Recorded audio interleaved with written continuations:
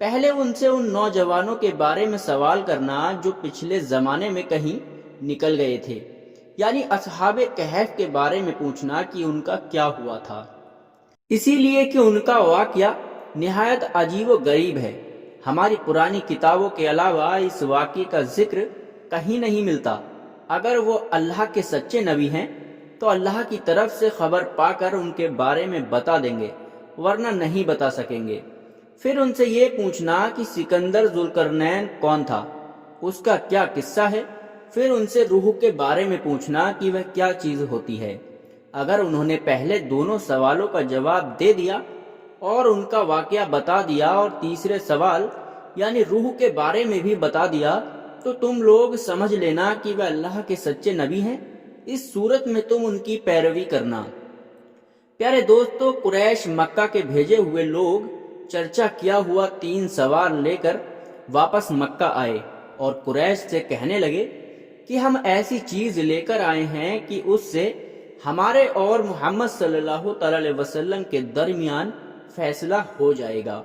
دوستو کہتے ہیں کہ اس کے بعد انہوں نے یہ بات ان سب کو تفصیل سے سنائی۔ اب یہ مشرکین حضور نبی کریم صلی اللہ تعالی علیہ وسلم کے پاس آئے۔ انہوں نے آپ سے کہا کہ اے محمد صلی اللہ تعالی علیہ وسلم، اگر آپ اللہ کے سچے رسول ہیں تو ہمارے 3 سوال کے جواب دے دیں۔ ہمارا پہلا سوال یہ ہے کہ اصحاب کہف کون تھے، اور دوسرا سوال یہ ہے کہ ذوالقرنین کون تھے، اور تیسرا سوال یہ ہے کہ روح کیا چیز ہے۔ کہتے ہیں کہ آپ صلی اللہ تعالی علیہ وسلم نے ان کے سوال سن کر فرمایا، میں ان تینوں سوال کے جواب تمہیں کل دوں گا۔ نبی اکرم صلی اللہ تعالی علیہ وسلم نے اس جملے میں انشاءاللہ نہ فرمایا، یعنی یہ نہ فرمایا انشاءاللہ میں تمہیں کل جواب دوں گا۔ سارے قریش آپ کا جواب سن کر واپس چلے گئے اور یہاں حضور اکرم صلی اللہ تعالی علیہ وسلم وحی کا انتظار کرنے لگے، لیکن وحی نہ آئی۔ دوسرے دن وہ لوگ آئے، آپ انہیں کوئی جواب نہ دے سکے۔ وہ لوگ لگے باتیں کرنے، انہوں نے یہ تک کہہ دیا کہ محمد کے رب نے انہیں چھوڑ دیا ہے۔ ان لوگوں میں ابو لہب کی بیوی ام جمیل بھی تھی۔ اس نے بھی یہ الفاظ کہے، میں دیکھتی ہوں کہ تمہارے مالک نے تمہیں چھوڑ دیا ہے اور تم سے ناراض ہو گیا ہے۔ پیارے دوستو، نبی کریم صلی اللہ تعالی علیہ وسلم کو قریش کی یہ باتیں بہت ناگوار گزری۔ آپ بہت پریشان اور غمگین ہو گئے۔ آخر جبرائیل علیہ السلام سورہ کہف لے کر نازل ہوئے۔ اللہ تعالیٰ کی طرف سے آپ کو ہدایت دی گئی اور آپ کسی کام کی نسبت یوں نہ کہا کیجئے اس کو کل کر دوں گا، مگر اللہ کے چاہنے کو ملا لیا کیجئے، یعنی انشاءاللہ کہا کیجئے۔ آپ بھول جائیں تو اپنے رب کا ذکر کیا کیجئے اور یہ کہہ دیجئے کہ مجھے امید ہے میرا رب مجھے نبوت کے دلیل بننے کے اعتبار سے اس سے بھی زیادہ نزدیک تر باتیں بتا دے گا۔ پیارے دوستو، مطلب یہ تھا کہ جب آپ کہیں کہ آئندہ فلاں وقت پر میں یہ کام کروں گا تو اس کے ساتھ میں انشاءاللہ ضرور کہا کریں۔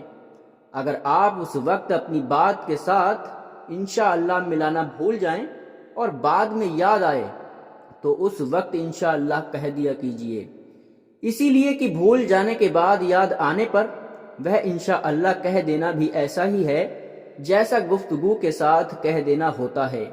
اس موقع پر وحی میں دیر اس بنا پر ہوئی تھی کہ آپ نے انشاءاللہ نہیں کہا تھا۔ جب جبرائیل علیہ السلام سورہ کہف لے کر آئے تو آپ نے ان سے پوچھا تھا، جبرائیل علیہ السلام تم اتنی مدت میرے پاس آنے سے رکے رہے؟ اس سے چنتا ہونے لگی تھی۔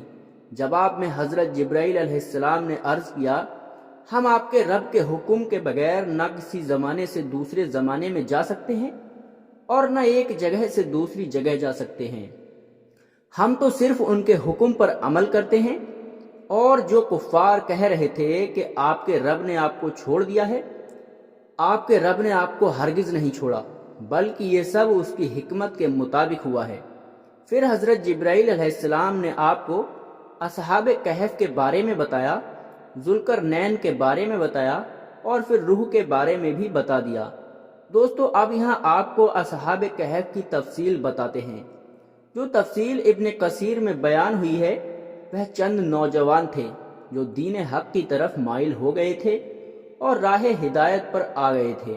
یہ نوجوان پرہیزگار تھے، اپنے رب کو ماننے والے تھے، یعنی توحید کے قائل تھے، ایمان میں روز بروز بڑھ رہے تھے، اور یہ لوگ حضرت عیسیٰ علیہ السلام کے دین پر تھے۔ لیکن بعض روایت سے یہ بھی معلوم ہوتا ہے کہ یہ واقعہ حضرت عیسیٰ علیہ السلام سے پہلے کا ہے، اسی لیے کہ یہ سوال یہودیوں نے پوچھا تھا، اور اس کا مطلب ہے کہ یہودیوں کی کتابوں میں یہ واقعہ موجود تھا۔ اس سے یہی ثابت ہوتا ہے کہ یہ واقعہ حضرت عیسیٰ علیہ السلام سے پہلے کا ہے۔ کہتے ہیں قوم نے ان کی مخالفت کی، ان لوگوں نے صبر کیا۔ اس زمانے کے بادشاہ کا نام تقیانوس تھا، وہ مشرک تھا، اس نے سب کو شرک پر لگا رکھا تھا بھی بہت ظالم۔ وہ اپنی قوم سے بت پرستی کراتا تھا، وہاں سالانہ میلہ لگتا تھا۔ یہ نوجوان اپنے ماں باپ کے ساتھ اس میلے میں گئے ہوئے تھے، انہوں نے بت پرستی ہوتے ہوئے دیکھا تو یہ وہاں سے بیزار ہو کر نکل گئے اور سب ایک درخت کے نیچے جمع ہو گئے۔ اس سے پہلے یہ لوگ الگ تھلگ تھے، ایک دوسرے کو نہیں جانتے تھے۔ آپس میں بات چیت شروع ہوئی تو معلوم ہوا یہ سب بت پرستی سے بیزار ہو کر میلے سے چلے آئے ہیں، ابھی یہاں گھل مل گئے ہیں۔ انہوں نے اللہ کی عبادت کے لیے ایک جگہ مقرر کر لی تھی۔ دھیرے دھیرے مشرک قوم کو اس کے بارے میں پتہ چل گیا، انہیں پکڑ کر بادشاہ کے پاس لے گئے۔ بادشاہ نے ان سے سوالات کیے تو انہوں نے نہایت دلیری کے ساتھ شرک سے بری ہونے کا اعلان کیا۔ بادشاہ اور درباریوں کو بھی توحید کی دعوت دی۔ انہوں نے صاف کہہ دیا ہمارا رب وہی ہے جو آسمان اور زمین کا مالک ہے، اور یہ ناممکن ہے کہ ہم اس کے سوا کسی اور کی عبادت کریں۔ ان لوگوں کی اس بات پر بادشاہ بگڑ گیا۔ اس نے انہیں ڈرایا دھمکایا اور کہا کہ اگر یہ باز نہ آئے تو میں انہیں سخت سزا دوں گا۔ بادشاہ کا حکم سن کر ان میں کوئی کمزوری پیدا نہ ہوئی، ان کے دل اور مضبوط ہو گئے، لیکن ساتھ ہی انہوں نے محسوس کر لیا کہ یہاں رہ کر وہ اپنی دینداری پر قائم نہیں رہ سکیں گے۔ اسی لیے انہوں نے سب کو چھوڑ کر وہاں سے نکلنے کا ارادہ کر لیا۔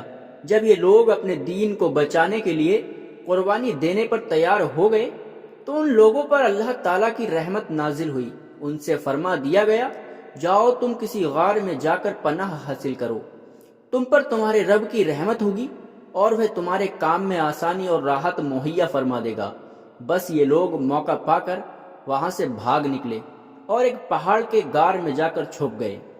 کچھ دیر اس غفا میں آرام کرنے کے بعد یہ سبھی لوگ اس غفا میں سو گئے، اور ایسے سوئے کہ اگلے 300 سالوں تک لگاتار سوتے رہے، اور اس بیچ میں ان میں سے کسی کی بھی آنکھ نہ کھل سکی۔